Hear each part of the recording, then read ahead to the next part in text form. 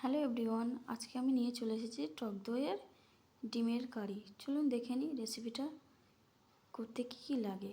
প্রথমে নিয়ে নিতে হবে টক দই, টমেটো বাটা, পেঁয়াজ, আদা রসুন বাটা আর নিতে হবে তেজপাতা, জিরা, দুটি এলাচ। বাকিটা স্টেপ বাই স্টেপ দেখে নিন।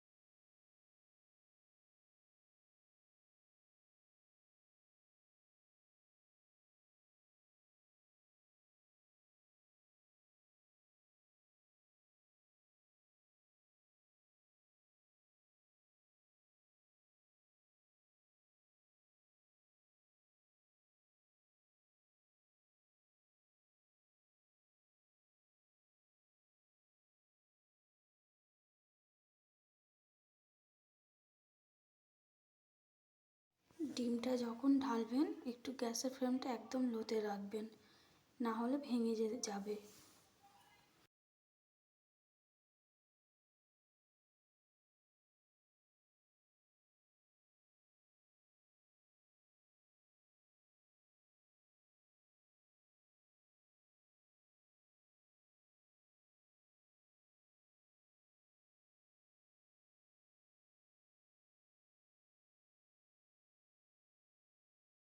ভিডিওটা কেমন লেগেছে অবশ্যই কমেন্ট করে বলবেন, আর যদি ভালো লেগে থাকে একটা লাইক করে দেবেন এবং বন্ধুদের কাছে শেয়ার করে দেবেন।